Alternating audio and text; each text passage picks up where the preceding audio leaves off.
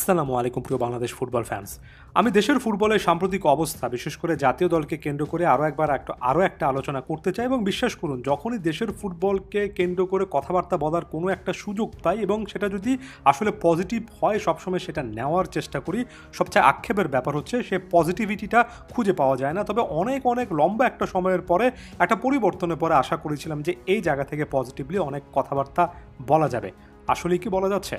ভারতের বিপক্ষে ম্যাচটার মেমোরিটা যদি একটু রিক্যাপ করেন সেখানে দেখতে পারবেন বাংলাদেশ আসলে অনেক জায়গা থেকে ডমিনেট করেছে এবং হামজা চৌধুরী খুব ভালো একটা অভিষেক কিন্তু কাটিয়েছেন। ডিফেন্সিভলি তারিক কাজিরা যথেষ্ট ভালো একটা পারফরমেন্স দিয়েছেন, কিন্তু ফাইনাল থার্ডে আসলে গোলটা কে করবে সেটাই তো সবচেয়ে বড় রকমের সমস্যার জায়গা ছিল। এত গোল মিসের মহড়া এখানে জনি, ইমন কিংবা হৃদয়রা দিয়েছেন যে সে জায়গা থেকে এতগুলো চান্স ক্রিয়েট করার পরও লাভের কাজ হয়নি।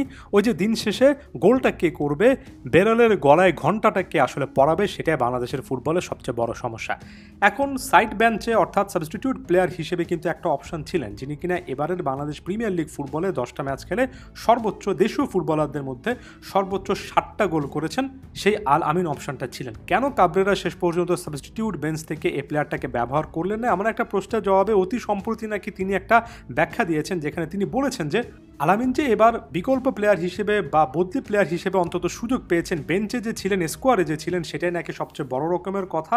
এবং বিপিএল এর লেভেলের পারফরমেন্সটা দিয়ে এশিয়ান অঞ্চলের কোয়ালিফাইং রাউন্ডের লেভেলটা যাচাই করা উচিত নয়। অর্থাৎ ক্যাবরেরা নাকি এখানে একটা লজিক দাঁড় করানোর চেষ্টা করছেন যে প্রিমিয়ার লিগে বাংলাদেশের সর্বোচ্চ পর্যায়ে ক্লাব ফুটবলের যে কম্পিটিশনটা সেখানের পারফরমেন্সটা দিন শেষে জাতীয় দল কিংবা এমন কোয়ালিফাই রাউন্ডের জন্য এনাফ নয়।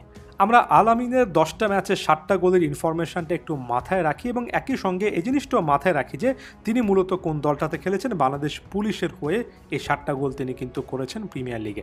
এরপর যদি আমরা ওই ফরমেশন পিকটাতে চলে যাই, ফাইনাল থার্ডে বাকি প্লেয়ারদের দিকে যদি দেখি, 10 নম্বর জার্সি পরিহিত রাকিব যিনি কিনা বসুন্ধরা কিংসের প্লেয়ার, তিনি সব মিলিয়ে এখন পর্যন্ত লিগে 5টা গোল করেছেন এবং সব দিক থেকে ঠিক আছে যে রাকিব জাতীয় দলে এর আগে পারফরমেন্স অনেকবারই কিন্তু দিয়েছেন, অন্তত বাংলাদেশের কনটেক্সট থেকে এই জিনিসটা বলা যায়। আমরা ফাইনাল থার্ডে গোল স্কোরিংয়ের দায়িত্বে আর কাকে দেখতে পারি? এখানে ইমন, মোরসালিন, জনি ঘুরে ফিরে তো এরাই ফরওয়ার্ড হিসেবে বা অ্যাটাকিং মিডফিল্ডার হিসেবে খেলেছেন, এ কথাটা তো বলতে পারি। এদের সাম্প্রতিক সময়ের পারফরমেন্সটা যদি আমরা দেখি, একেবারে নির্দিষ্ট করে যদি এ মুহূর্তে বলি, মুজিবুর রহমান জনি যিনি কিনা এ ম্যাচে একাধিক সুযোগ মিস করেছেন, তিনি বসুন্ধরা কিংসের একজন ফুটবলার যিনি কিনা এই মুহূর্ত পর্যন্ত প্রিমিয়ার লিগে 9টা ম্যাচ খেলে 3টা গোল করেছেন। আমরা যদি শাহরিয়ার ইমনের দিকে যাই, যিনি কিনা আবাহনী লিমিটেডের একজন ফুটবলার, তিনি 8টা ম্যাচে 1টা গোল করেছেন।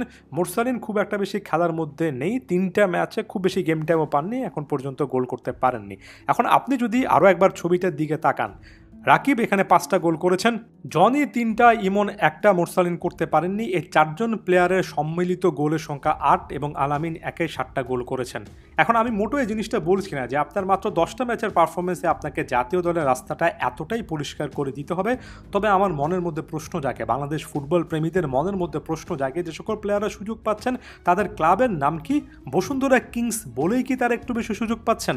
আর বাংলাদেশ পুলিশ বলেই কি আসলে এখানে আলামিন সুযোগটা পেলেন না?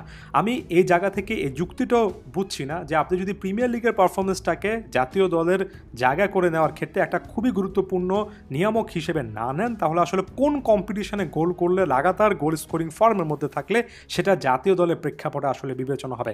ঘরোয়া ফুটবলের পারফরমেন্সটাই তো সাধারণত জাতীয় দলের প্রেক্ষাপটে একজন প্লেয়ারের একটা জায়গা নিশ্চিত করার ক্ষেত্রে সবচেয়ে বড় রকমের প্রভাবক হয়।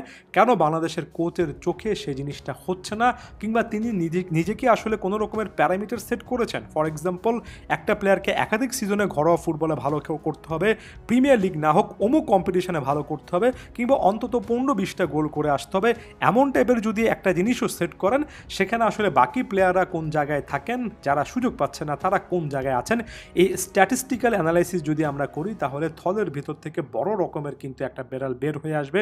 এবং আমার কাছে মনে হয় হাভিয়ার কাবরেরার সামনে এই মুহূর্তে সেই সুযোগটা আস্তে আস্তে কমে আসছে, কারণ সামনের দিনগুলোতে সাংবাদিকরা প্রশ্ন করবেন, আমরা প্রশ্ন করব জাতীয় দলের সিলেকশনে, ফাইনাল থার্ডে কিংবা ওভারঅল একটা পুরো একাদশ, একটা স্কোয়াডে আসলে হচ্ছেটা কি। ধন্যবাদ সবাইকে।